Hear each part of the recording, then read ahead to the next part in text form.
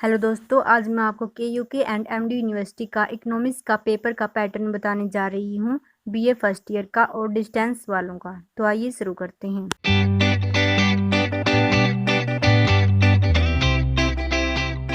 The question paper will consist of 9 questions. The candidate will be asked to attempt 5 questions in all, selecting one question each from the 3 units, and the fourth question may be attempted from any unit. प्रश्न पत्र में 9 प्रश्न होंगे। Student को 3 इकाइयों में से प्रत्येक में से एक प्रश्न को चुनना होगा, 5 प्रश्नों का उत्तर देना होगा और चौथा प्रश्न किसी भी इकाई में से करने का प्रयास करना होगा। Question 1 shall be compulsory, consisting of objective type, 8 questions of 2 marks each and spread over the entire syllabus. All questions will carry equal marks. प्रश्न 1 अनिवार्य होगा, जिसमें वस्तुनिष्ठ प्रकार 2 अंकों के 8 प्रश्न होंगे और पूरे पाठ्यक्रम में से होंगे और सभी प्रश्न समान अंक के होंगे। आपका first question multiple choice question आएगा और मल्टीपल चॉइस क्वेश्चन 8 होंगे और उनके 2-2 अंक होंगे। मल्टीपल चॉइस क्वेश्चन के बाद आपको यूनिट में क्वेश्चन देखने को मिलेंगे। आपको 4 यूनिट होंगे और उनमें 2-2 क्वेश्चन पूछे जाएंगे। फर्स्ट यूनिट में आपसे पूछा जाएगा economics definition, nature and scope, choose as an economics problem, law of demand, elasticity of demand, concept types, measurement, determinants and importance. अर्थव्यवस्था, परिभाषा, प्रकृति और दायरा, आर्थिक समस्या के रूप में, विकल्प, मांग का नियम, मांग की लोच, अवधारणा, प्रकार, माप, निर्धारक और महत्व। अगला है consumer theory, concept of utility, cardinal utility, analysis consumer and equilibrium, derivation of demand curve, consumer surplus.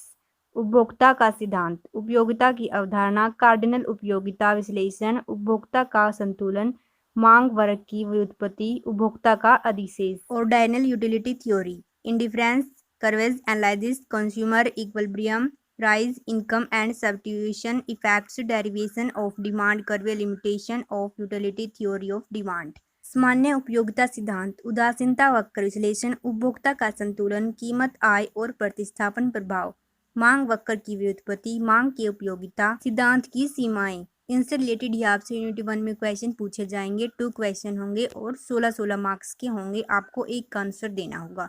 Unit 2 में आपसे पूछा जाएगा producer behaviour and supply, supply firm as an agent of production, law of variable proportion, return to scale, ISO quants, economics and dis economics of scale, movements and shift in supply curve, elasticity of supply.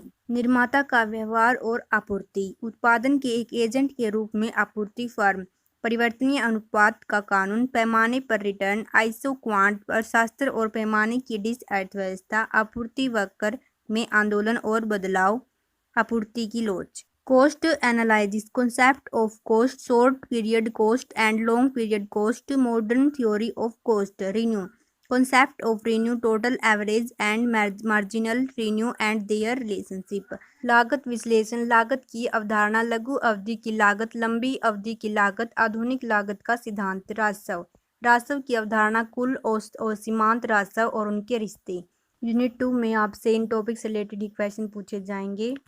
Unit 3 है market structure, perfect competition, price determination, under perfect competition, equilibrium of the firm and industry, under perfect competition, monopolistic competition, equilibrium of the firm group, equilibrium, selling cost, product differentiation, access capacity, monopoly, equilibrium of the firm under monopoly, price discrimination, measure of monopoly power.